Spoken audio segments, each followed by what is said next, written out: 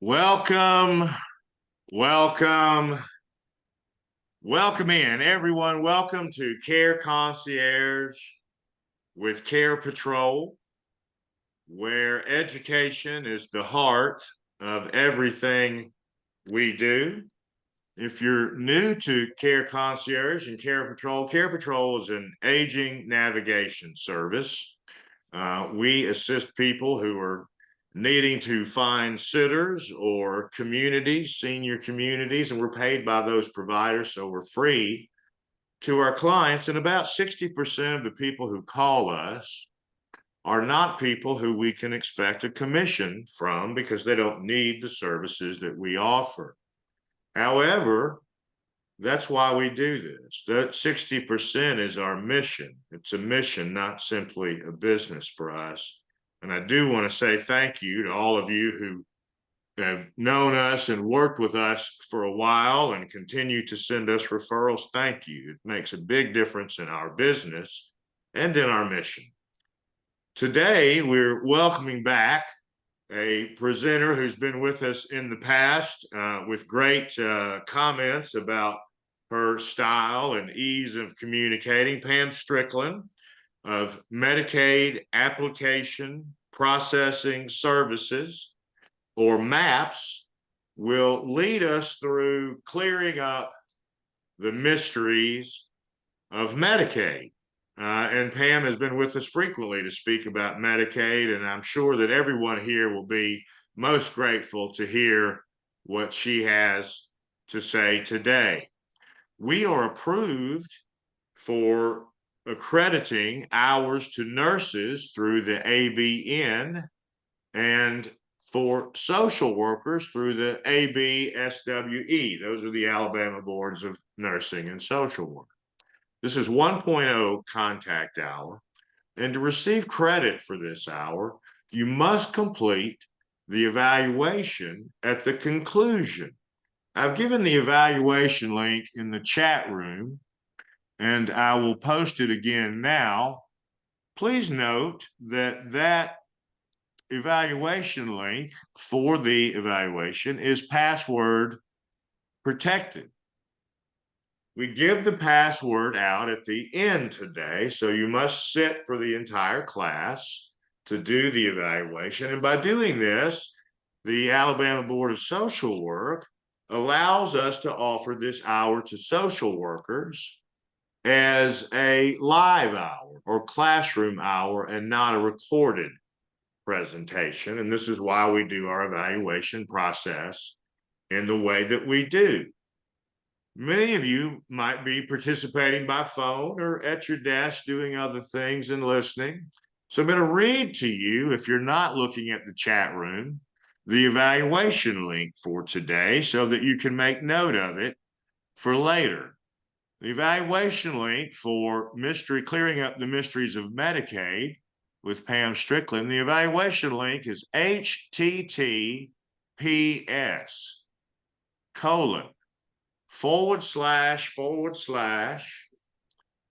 www.surveymonkey.com/r/ all uppercase letters WH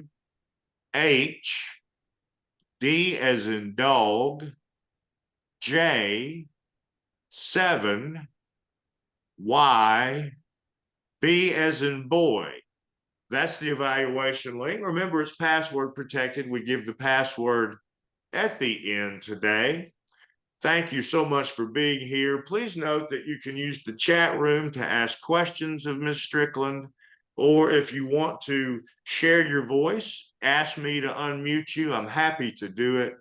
And I think Pam or Ms. Strickland and I both feel that your voice and your experience is immeasurable and adds to anything that we might want to inform others of. I know that others appreciate your voice and your experience as much as we do. Thank you for what you do. And without further ado, I'd like to welcome Pamela Strickland of MAPS with her presentation today, Clearing Up the Mysteries of Medicaid. Thank you, Sean. It's wonderful to be here, and I'm thankful you asked me. This presentation is going to be beginning in the basics, and I'm going to try to end with a more thorough overview. So, in the mysteries of Medicaid, the first thing that we're going to discuss are the qualifying basics of this. We all know that the person in Alabama must be an Alabama resident, a U.S. citizen, but there are moments when the person covered by hospital Medicaid can be an alien, and we'll talk about that. Then they must meet certain medical criteria, have a certain income below a certain limit, and then have resources below a certain limit. So we'll begin talking about these, and then we'll go deeper into the Medicaid rules as we move on.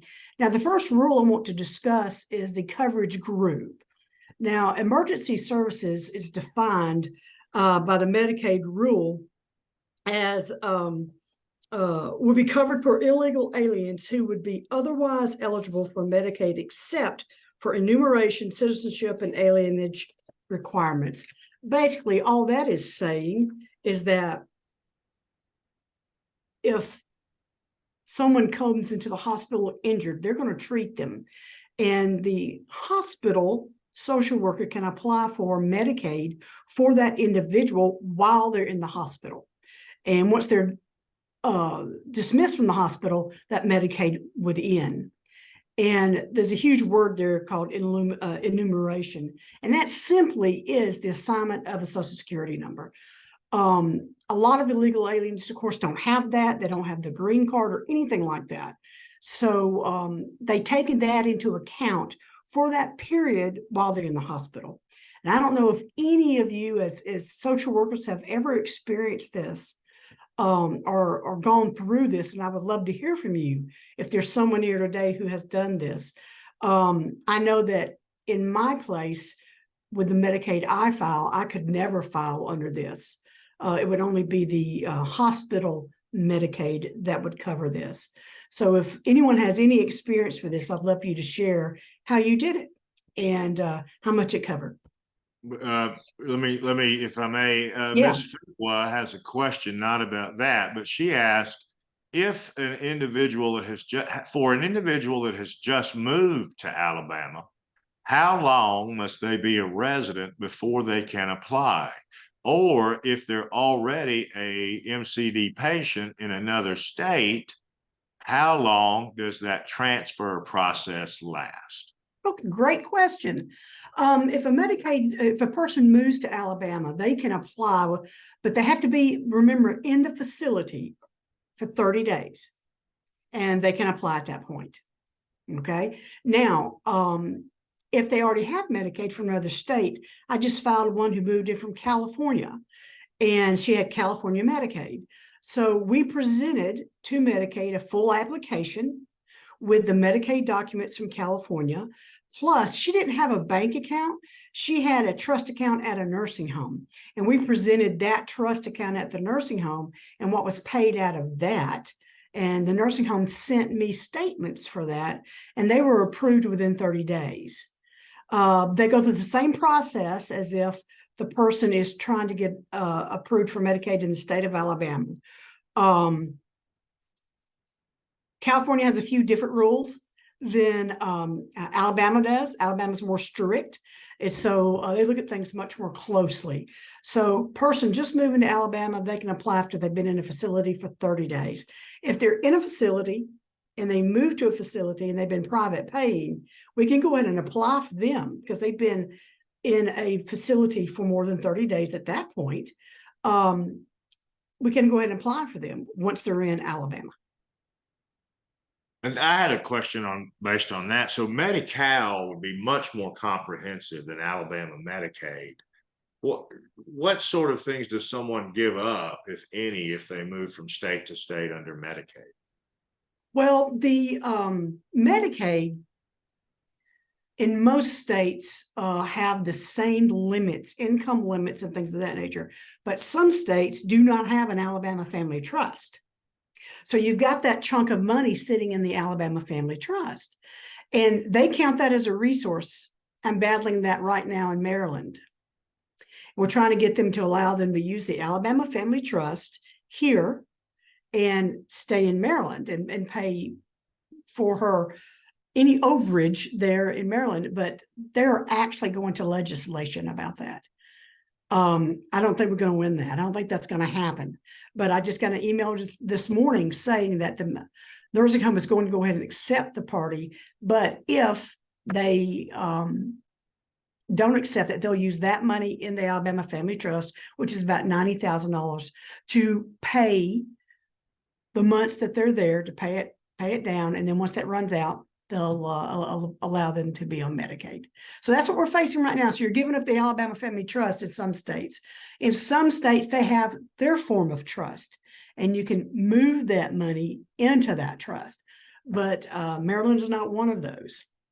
I know Colorado, we can move money to them to keep the trust, their trust there. So it's different in every state, and I have to research every state before a client moves there to let them know this is what you're going to lose, this is what you're going to be able to keep. Right. And we have another question. Ms. Dean asked, what if the Medicaid recipient is in the community, having received Medicaid in a neighboring state and looking to transfer to Alabama?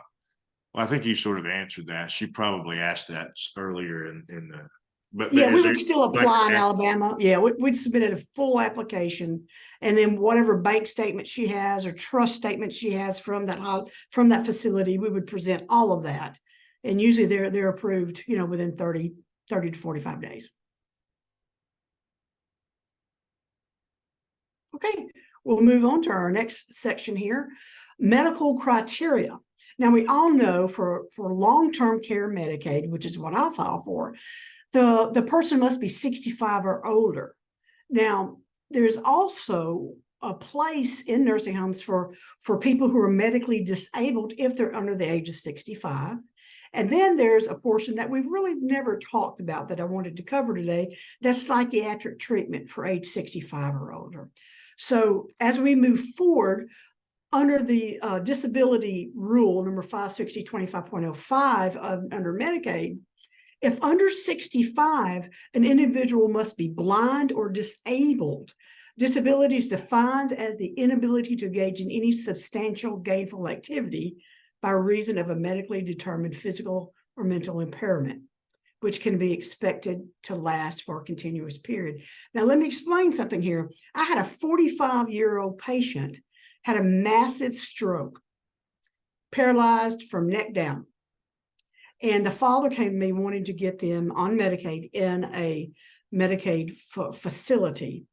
And Medicaid would not approve him because mentally he was able to function. He didn't have a mental impairment after that stroke. He was just paralyzed, but his mind was there. So they would not approve him. So just to let you know that this mental impairment must be such that they can't communicate. They can't do anything on their own. It is got to be a doctor writing a letter stating they must be in a facility because they can't be cared for any other way, and the family can't do it. They must have 24-hour care. This gentleman could actually communicate. So they wouldn't approve it. So just to let you know that this disability rule is followed to the letter. I would advise, if you have someone like this, to get a statement from a doctor before you called out anywhere, to get them placed, to see if there was any mental impairment that would allow them to go to a facility under that rule. I've had them approved. I had a 56-year-old approved who had a stroke. She was an attorney, had a stroke, and she's 6 years old now and cannot care for herself. We had to close down the law firm, everything. And so she did get Medicaid. We got on Medicaid within 2 weeks. So that it does work, but you just have to be careful with that disability, mental disability or mental incapacity part of that. Any Excuse me, questions on that? there's not, but I did not actually properly ask Ms. Dean's question. What she was asking was, is there a difference in Medicaid in an institution versus home care-based services Medicaid, which Yeah, there the is, waiver program. right? Yeah, there is a difference. I honestly don't know a lot about the waiver program. I have sent anybody who wants the waiver program back to Medicaid because I've never had anybody approved for it myself. So I don't know really how to apply for Medicaid waivers. But the difference is that in a facility, they're there, and I believe, if I'm not mistaken, Medicaid pays a higher rate because they pay the Medicaid rate for the facility as opposed to in home care. So I can't speak to waivers. I wish I could answer that for you, but if you will shoot me your email address, or post it or give it to Sean, he'll give it to me. I'll be happy to look at that and get you an answer. And she followed up with, would the eligibility transfer of services be the same? Yeah. Still got to be below the $2,000 limit, all of that. And then Ms. Williams, Deanna Williams asked or says, from my experience, when I have had a patient in the community with Medicaid from another state move to Alabama and will be in the community, they have to notify the state they have Medicaid and that they have moved and need to end Medicaid there. Then they can apply to Alabama Medicaid in the community along with the letter from the state they were in. The Medicaid has been stopped in that state. Yes, I've had that happen. And what we did, we wrote a letter. That's something I would do. We would write a letter to the Medicaid worker in the state they're moving from, letting them know that they're no longer going to be in that state as of the date they move here, and then telling them they can cancel that Medicaid, but we're going to apply for Medicaid in the state of Alabama. Would they please give me that letter that it's been canceled there? And they usually mail me a letter, and then I file that with the Medicaid application. So that's something I go over with the client's family when we do that. Thank you for bringing that up. Okay. So let's talk about the psychiatric treatment, hospital for age 65 or older. Inpatient psychiatric services for recipients over the age of 65 are covered when services are provided, first of all, in a freestanding psychiatric hospital exclusively for the treatment of persons at age 65 or older with serious mental illness. Now, this facility in our state would be Mary Harper down in Tuscaloosa. That could be one of them. It could also be a very specific facility around the state that houses geriatric patients. Mary Harper has a special geriatric wing. And so we could apply for Medicaid for them in Mary Harper. And just let me say that if you have a problem patient that is in for geriatric psych, and they are combative, sexually natured, all of these things, you just can't get the doctors there, can't get them in control. If you send them to Mary Harper, normally within 30 to 45 days, they can come out and go to a facility under the right drugs, and we can get them approved for Medicaid. So Mary Harper doesn't have to be long-term. I've had 3 clients go into Mary Harper who were agitated, abusive, verbally and physically, sexually atrophic, which means they would go into rooms they were not supposed to be in, and they had to pull them out, things of that nature. And Mary Harper was able to treat them successfully, and we were able to get them into facilities. So just to let you know that that's a great resource. I know there's others out there, but I've dealt with Mary Harper more than any other. Must be under the direction of a geriatric psychiatrist. After the recipient reaches age 65, the patient remaining in the facility or course of hospitalization, these people can be on Medicaid. So there is a small caveat to that. Inpatient psychiatric services for recipients 65 or older are unlimited, which means if they are 65 years old and they live 30 years in a psychiatric environment, Medicaid's going to pay it. And that's great because treatment for psychiatric illness is quite expensive. And to know that you've got great services and that Medicaid would pay for those is excellent. And that's under the Medicaid Rule 560X5.01. And you can certainly see that in the manual. And it goes on to describe more under that. I mean, there are other things it will do, but that is the overview, the canopy for the psychiatric treatment. Have y'all ever worked with this? Is this something that you guys have had to do, or are you suffering with a patient now that is this way and you're trying to get them placed? A good option may be to route them to Mary Harper, and then from Mary Harper discharge to a nursing home. Let's talk a minute about income limits. I know that the income limit for my little picture is over my number here, is 2742. That's the new income limit for 2023. And so if the claimant has income over that amount, of course, Medicaid won't approve them unless you set up a QIT account. The claimant's family must set up a qualified income trust for them. And this qualified income trust is so important that it be done correctly. And it's not the documents that are usually not done correctly, it's the deposit amount.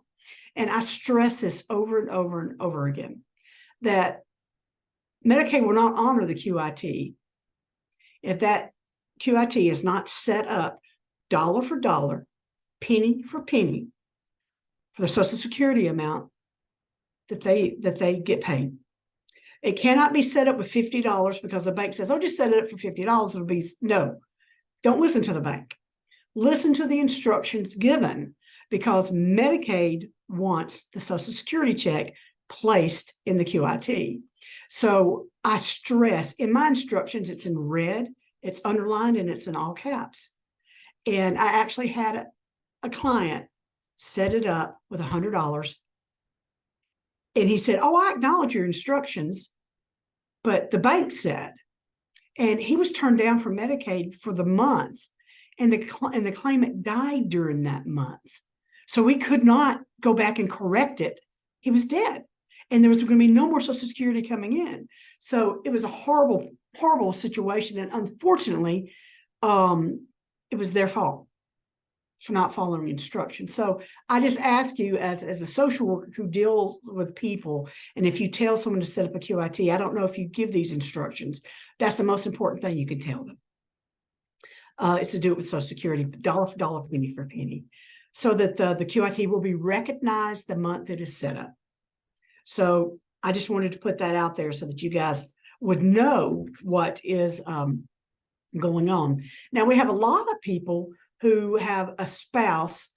Let's say the husband is going into the facility, and we have a spouse who makes half of what the husband makes. And she can't live on that. And that's okay, because MIMNA is the minimum monthly maintenance allowance that Medicaid has. And they allow the spouse to take a part of or all of the spouse's income to get them up to the new amount, which comes out every July, which you'll see there at the bottom is $24.65. So if the spouse gets $600 in Medicaid, in Social Security, and the spouse that is going to be in the facility gets $2,600, well, you can see that the spouse can take $2,000 of the spouse's income to get her up to $26.45.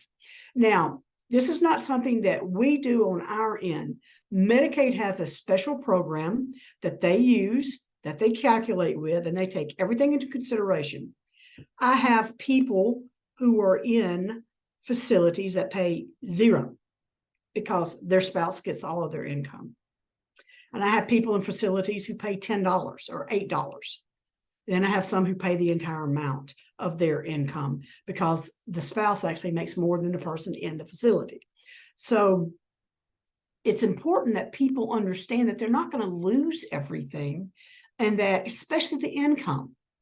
I want to take that angst off of people when they talk about, I won't be able to live. Well, Medicaid has this amount, $24.65 per month, that the spouse needs to live on. If they make $1,800 a month, they still get to take $500 or $450 a month more to be able to get to the $24.65.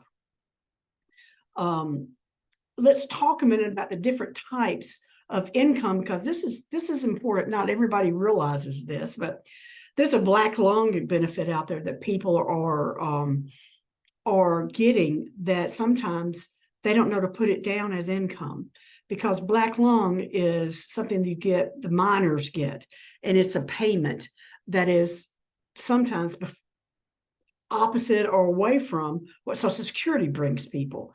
That must be listed as income. Let me interrupt. We have one, Ms. Johns had said, please clarify, we count gross, not net, in terms of income. That is correct. You do count gross. From my perspective, let me explain to you how I do my calculations for the payment to the nursing home. We all know we use gross numbers. So we put the gross numbers at the top, and in my letter, my personal liability letter, I send to every nursing home, I put the gross numbers of the spouse and of the claimant, and then I put the total gross, and then under that, I have less, and I have deductions that come out of that. Now, we know that in the Social Security letter, it has an amount for the insurance. Some nursing homes don't allow you to deduct that, but that means the family's paying over and above what they actually get each month that comes out of their pocket. Yes, CMS sends them a check for that, and they get reimbursed after the fact. I prefer to take that out of my letter so that they don't have to take that out of their pocket. And when the CMS check comes in, we take that and we give it to the nursing home, so it's not missed at all. Now, as far as the MEMNA amount, Medicaid looks at the deductions after the fact, which would be insurance, Blue Cross Blue Shield C Plus, anything like that, prescription insurance that comes out, and they look at what they have to live on. And then they calculate the gross, the net, and then they give them the amount. That's why sometimes the amount they get from the spouse isn't what they think it's going to be, because they don't understand the gross part of that, and they don't understand what the deductions would be from Medicaid if Medicaid decides to deduct. And one thing people don't realize is that taxes should stop being deducted from all pensions once a person is on Medicaid. Federal withholding, state withholding, that should cease, because once they become on Medicaid, they're indigent and they should pay no more taxes. So I have to tell them, look, Medicaid's not going to allow you to deduct that. So you need to call them and get that stopped immediately. It will not, they're not going to be hit by some huge tax bill at the end of the year, because at that point, that individual no longer has to pay taxes because they're considered indigent. So they look at the gross, they don't look at taxes that cannot be taken out. And then they look at the net as far as what insurance is taken out. Does that answer the question? I think so. Okay. She's not commented further, but it certainly answered it for me. Okay, well, if you have any other questions for that, I'll be glad to answer that. So people have to be aware of the black lung benefits. Sometimes they are paid through an annuity. Sometimes they are paid over and above what Social Security would pay, but those have to be listed. We've had many cases where persons didn't tell me of the black lung, and I had to go back and say, no, we have to have that, and it changed the entire filing. So, of course, VA benefits, we know that that's listed. Medicaid makes you apply for that if you are in any way associated with a veteran, been a veteran or anything like that. Railroad retirement, usually get that instead of Social Security. We know that. Federal civil service and private pensions or retirements. Now, on the private pensions, this is where I'm talking about. They need to contact that private pension and say no longer deduct any taxes from that check. So I usually tell them that. I usually write them a letter about that. But I just wanted you to know that's what happens with private pensions. Also retirements, that can be in a private pension. That can be done as an annuity. And we'll talk about the resource limit and then what comes after that with annuities. We know the resource limit in the state of Alabama is $2,000. They can have nothing that bumps them over the $2,000, so they're no longer qualified for Medicaid, no longer qualified to file for Medicaid. So the types of resources that we look at, and this is a simple list, you probably know about all of these, but the couple that I want to talk about, which is very rarely talked about, we know about the cash surrender value of life insurance. They can have up to $5,000 and they can keep that. But we have to look at whole life differently. Whole life policies is something you can borrow against. So it has a stream of income in that you can borrow against it and take that money. So they look very carefully at that. Normally, most whole lives that have a $5,000 face value, they only have like $800 or $900 worth of face value. So we don't worry about that. Anything over $5,000 must be cashed in and must be spent for the care of the individual. So just to let you know that. But let's talk for a moment about loans and mineral and timber rights. Loans are those things, I've got right now a case where an individual owned small houses, 68 of them, and he would do a lease to purchase. And then when he felt like they paid it off, whatever amount that would be, he'd just get them a deed. Not that it was ever fair market value, not that he ever did anything to prove that it was fair market value. It's just whatever he thought. 68 of these. So we have right now 56 that were sold, and we have filed that, and they said, okay, we're going to take that because it was a lease and it was paid off. But he still has money coming in, he and his spouse. They're both mentally, incompetent. One, we're fighting with Medicaid right now to get approved because there are 3 homes out there that are valued quite high, over $100,000. And there's money coming in to this lady and this man each month, one by a bankruptcy court, and one is fighting, saying he's already paid the property off, but we have no proof of that. So they're being denied because she has these extra resources. So what we're doing, we're trying to get statements from attorneys, from judges, things of that nature, that lets them know that they physically cannot do anything with these properties because they've been deeded over, or they're in a lease agreement that is being contested. And so this lady and this man have no control over these properties and will never be able to touch them, and they'll never get them back. The problem is their name is on them at the tax assessor's office. So they're counted against them.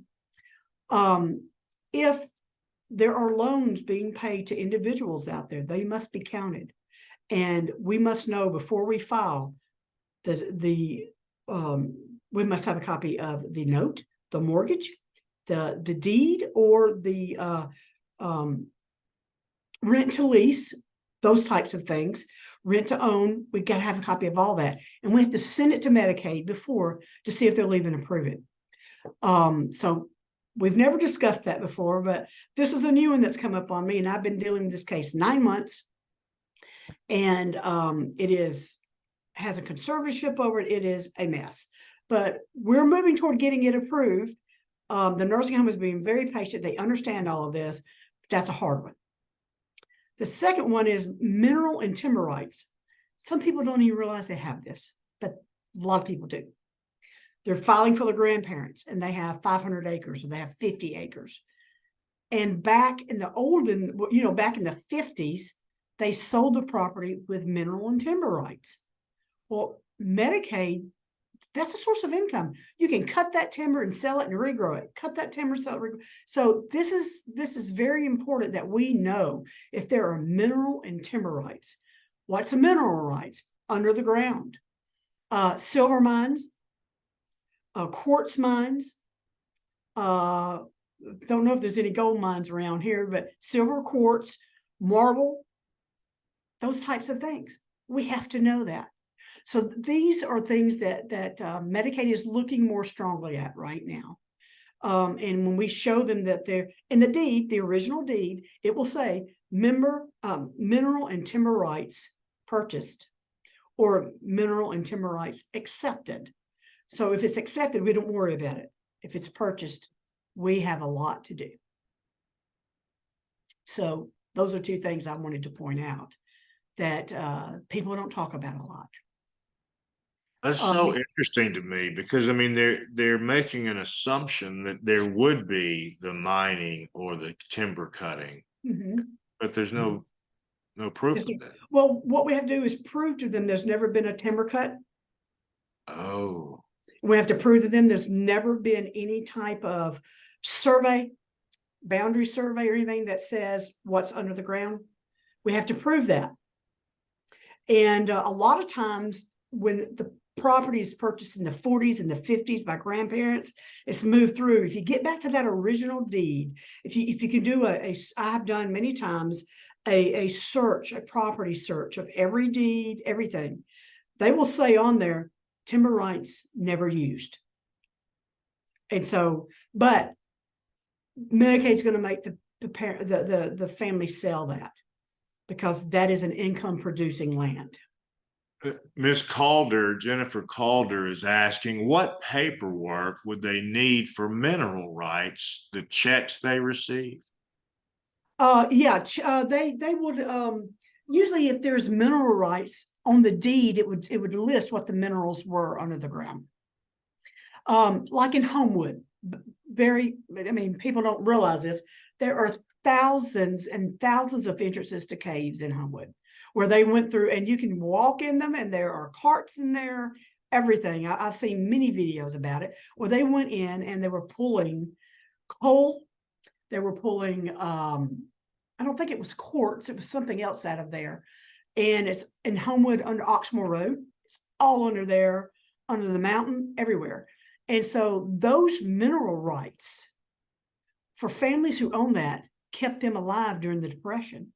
I mean, they made money off of that. It's closed down now. It's no longer used. You see a lot of people going into those mines and videoing and things like that. But on the original deeds, it will tell you mineral rights, and then it'll put in parentheses coal, marble, quartz. If you look at classic example, Sylacauga, marble production there, they're having sinkholes because they have mined so much marble. Classic example, my aunt was an organ player at Mignon Baptist Church. She went home one day and the backside of her house was 15 feet down in a sinkhole. She lost everything. And it was because they were mining marble 40 years ago under her house.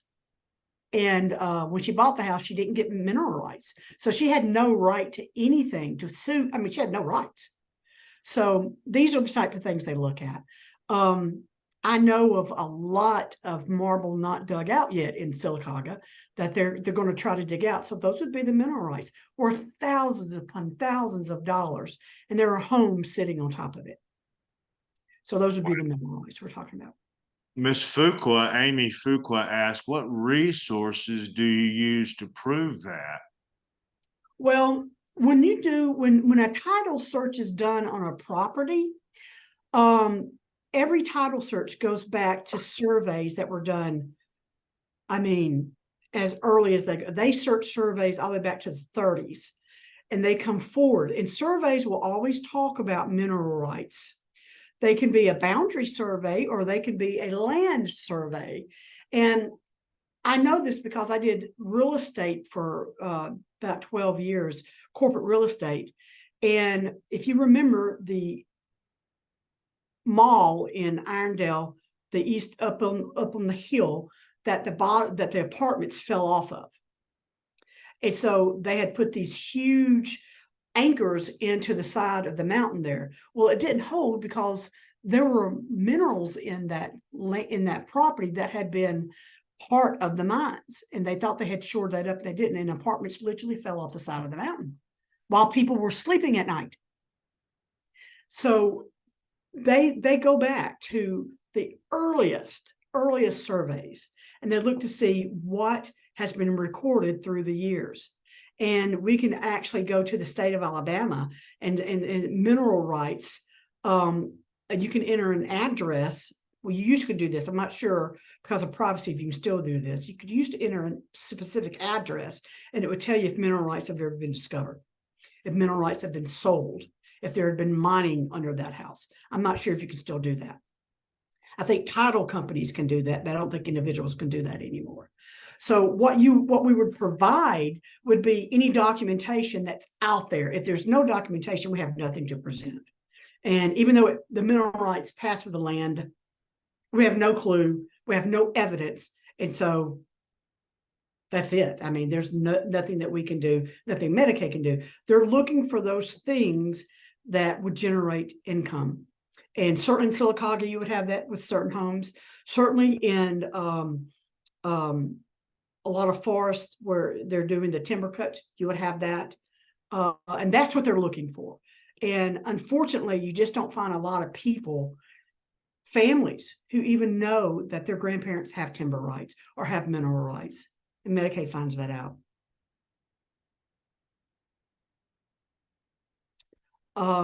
The rest of these are normal. You probably have heard of all of these. We've discussed these: mutual funds, promissory notes, of course, real estate. Everybody has that. Stocks and bonds, time deposits, which is just certificates of deposit. We must cash those out. Then, of course, annuities. That can be converted to a stream of income, and then stock. The stock must be cashed out. So this is the types of resources that they would look at. That we have to know about before we can file. Now let's look at some non-countable resources. And I'm just going to say this straight out. When I have a client coming to me and we fill out the Medicaid application, household good and personal effects are not countable. But there, as you all may know this and you may not, there's a question on the Medicaid application that says, does the claimant have hobbies or collections? I don't want to know. I don't want to know. Because if a grandmother collected Beanie Babies and she's got 60 Beanie Babies, Medicaid's going to make you get a fair market value on that. They're going to make you sell that for fair market value. They're going to make you open an Alabama Family Trust with money or pay that money toward her care. I had this happen about 8 years ago with a lady from the 1930s. She was from Germany, and she collected Galileo thermometers. Excuse me. This is a Galileo thermometer, and I collect them. And it's beautiful, and it tells you the temperature by the lowest floating balloon. Okay, so that's a Galileo thermometer. She collected them from 1930. This was 2015. You can imagine how many she had. And the son had filed for her and gotten turned down, and came to me later. And he said, they want to know about her Galileo thermometers. And I said, well, did you tell them about them? He said, yes. We had them priced. We took them to a dealer. She had over $89,000 worth of Galileo thermometers. So we unfortunately, the family wanted them. And I said, well, the family can pay fair market value for them. We took them to a specialist. He priced every single one of them, wrote a letter of authenticity of his evaluation. The 4 grandchildren split the payment up, and they all paid for them. And they kept them. And we used that money to pay for her care during the period that she was denied. So I tell people, look, if they have collections, don't tell me, just pass them out to the family. Those meant something to the family, and they wanted them, but they had to pay for them. So I tell people, just pass it out to the family. You know, these collections of things, they mean something to the family. And if they don't, well, then do what you want to with them.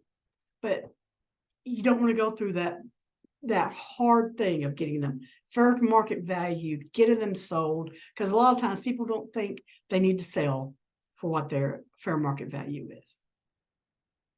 So I just wanted to make that known. As far as household goods, nothing, you don't have to present these to, in fact, an estate sale is a great way to get rid of household goods and personal effects if the family doesn't want them or takes what they need and everything's left over.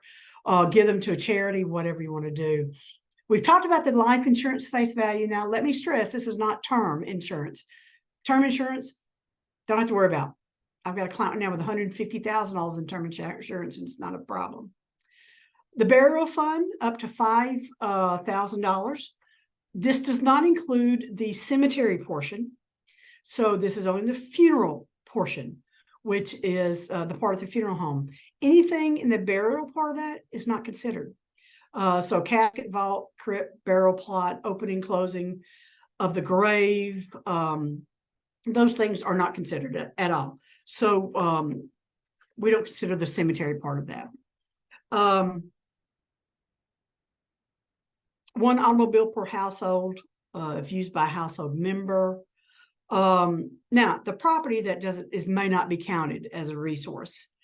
If the patient or the claimant intends to return home, we've had this happen. We've had someone really bad who went to a nursing home. We got them on Medicaid, and they were there like 18 months, and then they got well enough that the family could bring them home and with care. And they had Alabama Family Trust, which helps pay for that care. We brought them home, so they didn't have to count the house at all because it was an intent to return home. A bona fide effort to sell the property. They don't want to return home. They're single, so there's no community spouse in the house. Medicaid is going to want that house sold for fair market value. So a bona fide offer, a bona fide effort to sell the property. That is a signed contract with a real estate agent for fair market value. And I would find an agent. I always let my clients know, find an agent who knows about Medicaid. And I often refer them to agents I know who know about Medicaid.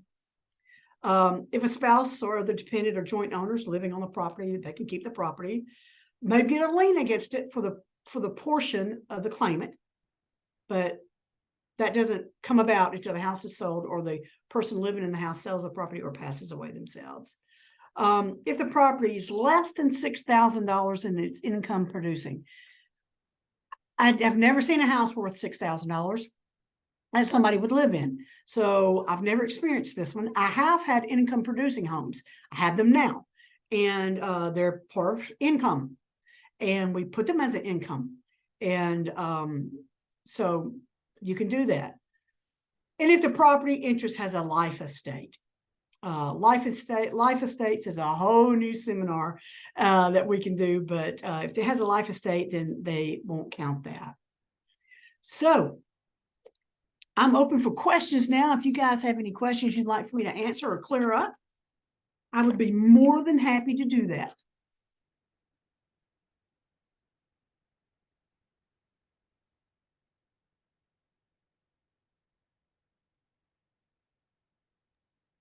We don't. Oh, what is a life estate? Miss Calder is asking. A life estate is, let's say that you're building a home and your mother's going to come live with you. And it's expected by Medicaid that the claimant pay their way, pay for power, water, whatever. It's expected they can pay their way. Well, when you're building a home, the individual claimant can purchase or give you money for a portion of the home, and it's called a life estate. That person gets to live in that home until their death. You cannot sell the home. You cannot move out of the home until the death of that person. It's called a life estate. And the life estate is calculated by the claimant's age at the time they purchase that life estate.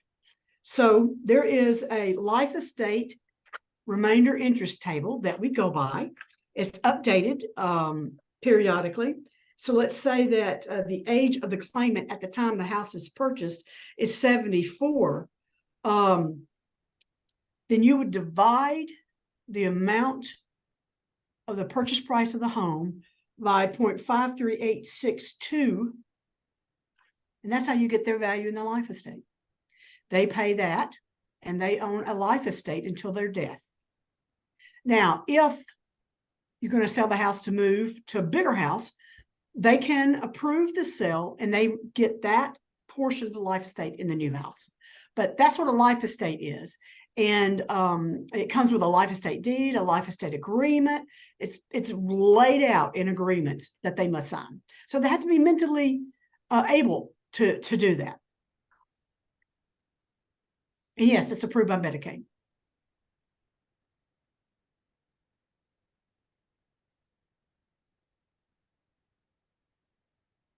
I don't have any other questions Okay.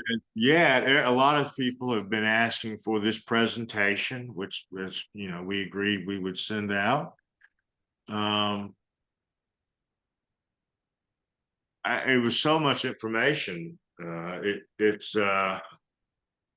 I can't tell you how many questions were answered for me today.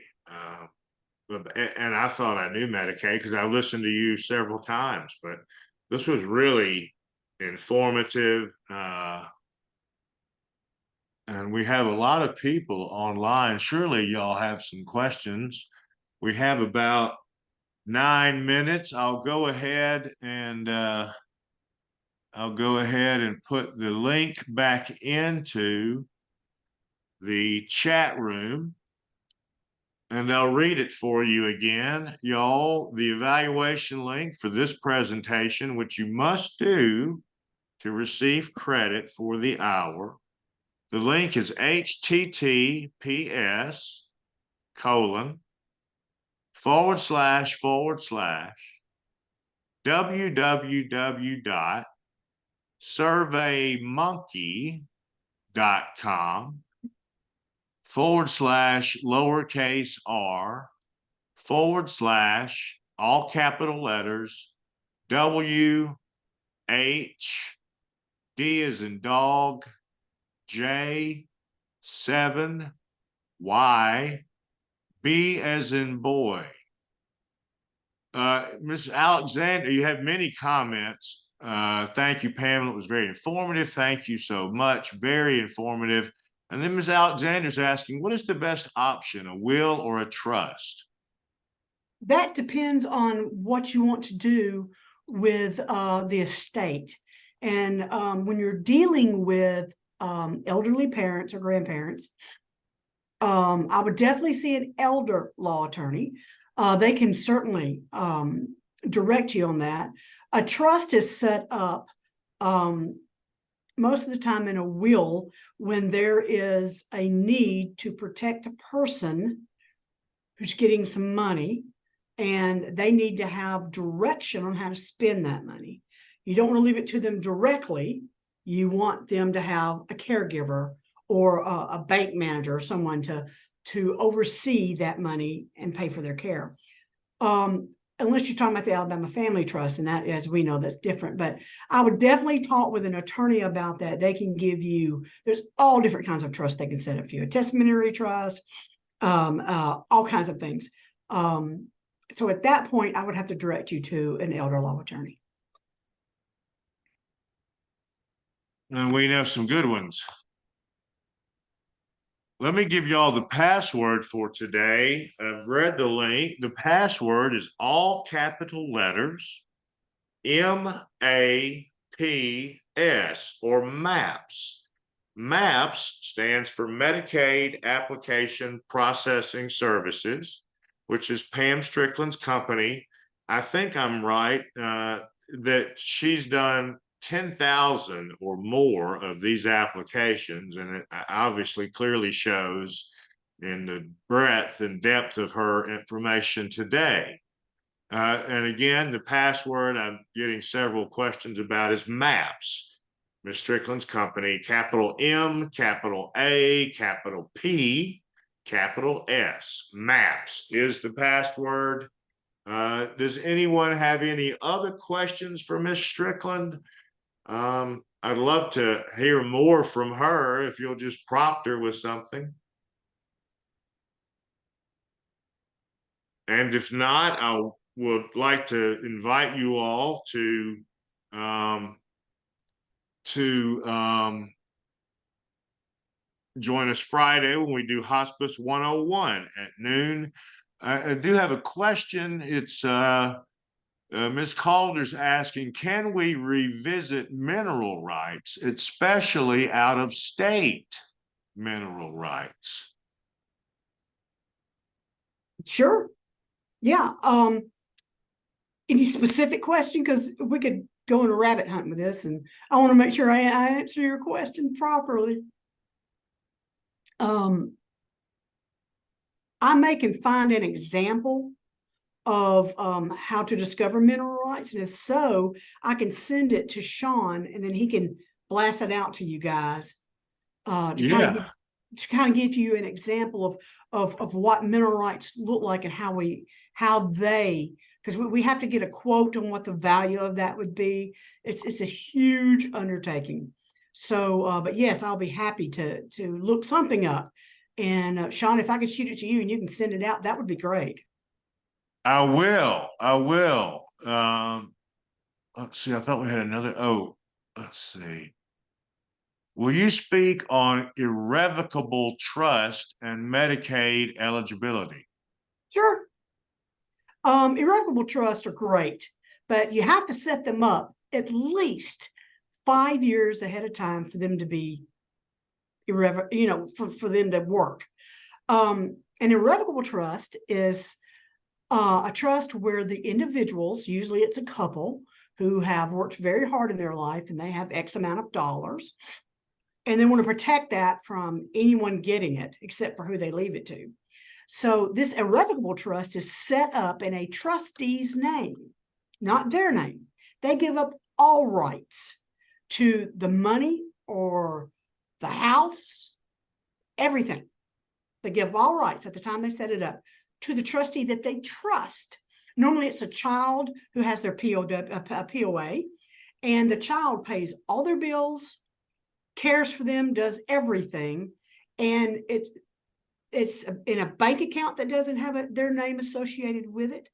The trust doesn't have their name associated with it.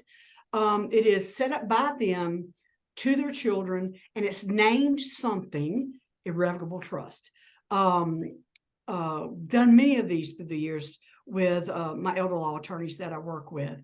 And they can put the house in an irrevocable trust, and then their resources.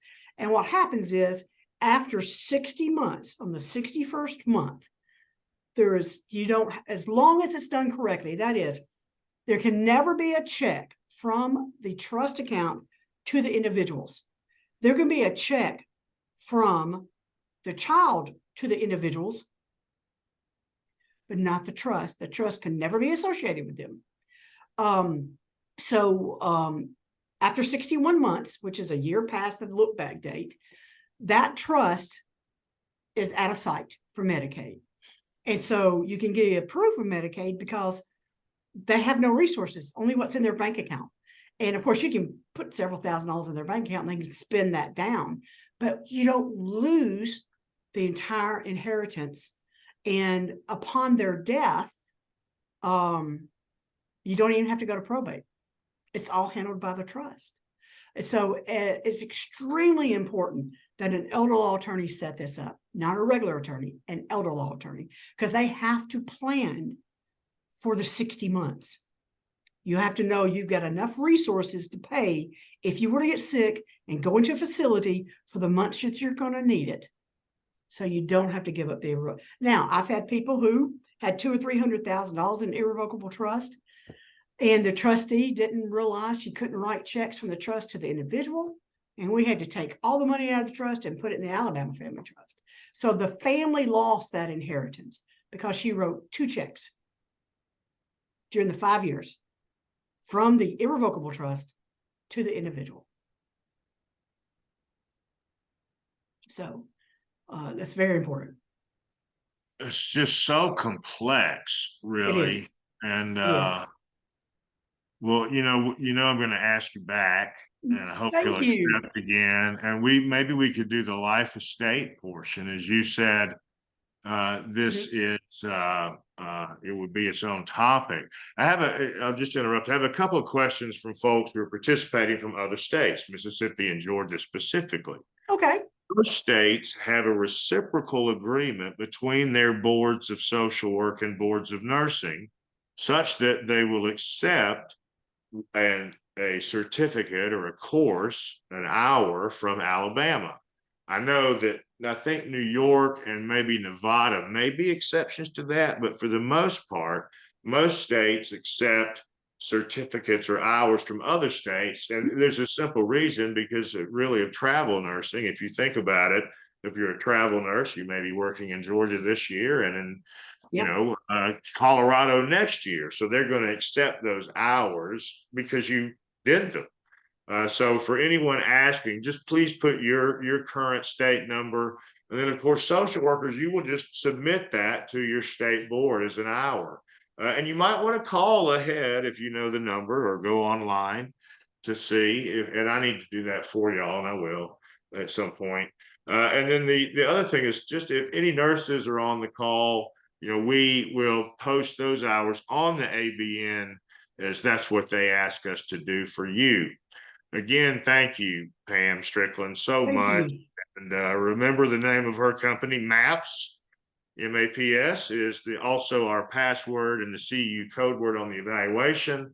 I hope y'all join us Friday for Hospice 101. And do you have anything to add, Ms. Strickland? No, I so enjoyed this, and you've got my email there on the screen. If you have any questions, shoot me an email. I'll be happy to answer them. All right, and I'll share the chat with you too, because there's so many thank yous and great information. And Ms. Johns asked, can I send the link for Friday? It's actually in the survey. It has a thank you for taking the survey and the link, but I'll send the link out when I send certificates tomorrow.